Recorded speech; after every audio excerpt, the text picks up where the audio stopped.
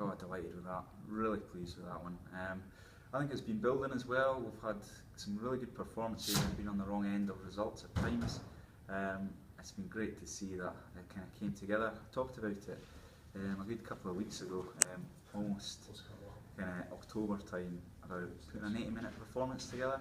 I felt that was as close as we've been all season, and we managed to beat a really competitive and good Fylde team. So really pleased with that. Everybody's buzzing from it and ready to go.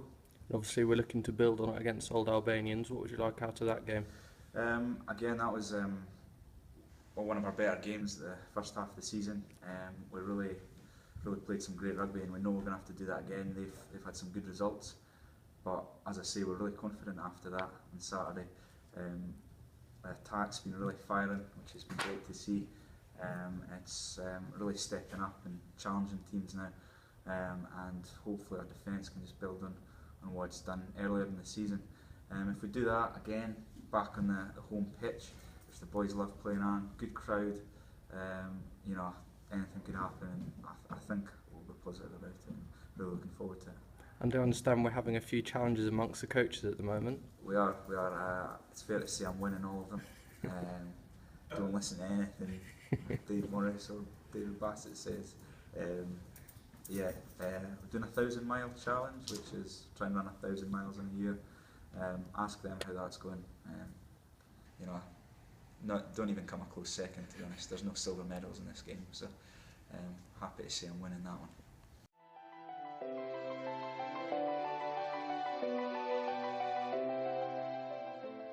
A really good result on the weekend. What were your thoughts on it? Delighted for all the players and all the staff involved, and everyone connected with the club. I thought the support on Saturday was absolutely awesome, really loud, really vocal, and it makes a big difference. Anyone who's at the heart of the game sort of saw the atmosphere there and seen how it lifts all the players. I felt that really helped on Saturday. And as Dave Bassett was sort of said last week in his media slot here, we've got 2 home games. We've obviously had great support against Fylde. If we can replicate that against Old Albanians, I really do think it will inspire us to get over the line again. And as we said straight after the game, there are a few newer guys into the team that really put in good performances. Yeah, I mean we're incredibly lucky. I firmly believe that in terms of the developmental playing programme, we're unrivalled in the country, really. Ourselves in Hartpury, we're lucky with sort of student sides who've got National League rugby as well. And then our second team players can play in the top tier of the university competition, which is a different type of rugby, not quite as physical, but very fast, highly skilled. And there's a number of players there who've been performing really well week in, week out. And Tom James did great coming in at scrum half, and Sam Harry and James Hill as well have just been so consistent with their performances, but not just their performances on the field. Their behaviours off the field have been fantastic, and they really earned their shot in the league side on Saturday. And although Sam didn't get on, when James came on, he brought his form from Bucks One, and right from the moment he took the field, taking the kick off, and it just sort of continued good form from there. But it was just we were asking for a little bit of consistency with our team performance against Roslyn Park.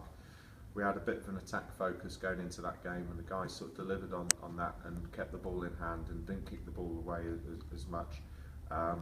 But they sort of dropped off a little bit with their defence, whereas on Saturday I thought the defence was magnificent.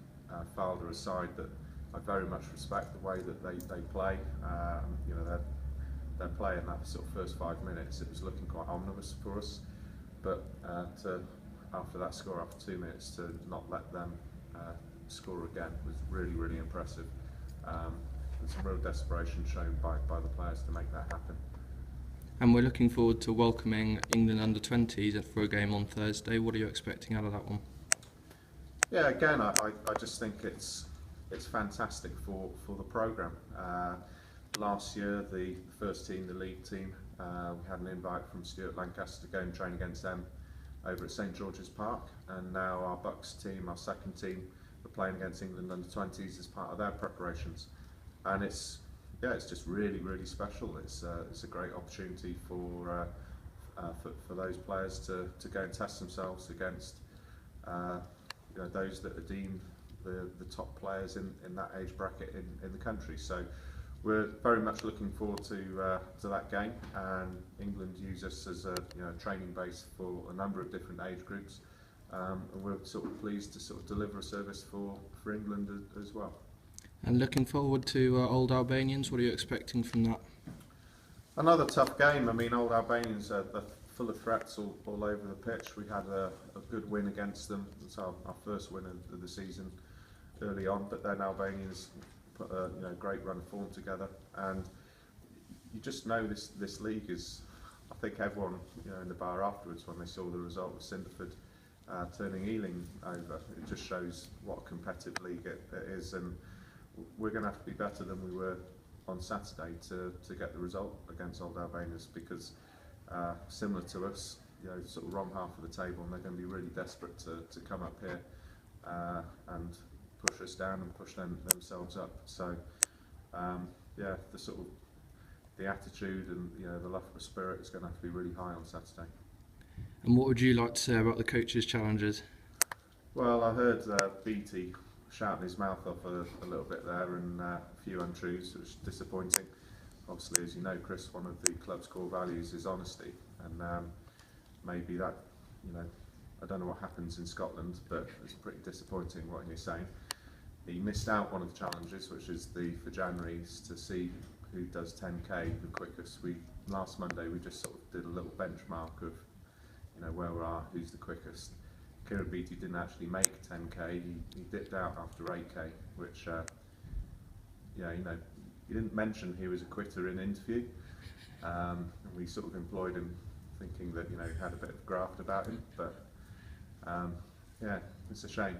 But to be honest, we're also the 1,000-mile challenge, the running. Ciaran's doing quite well there.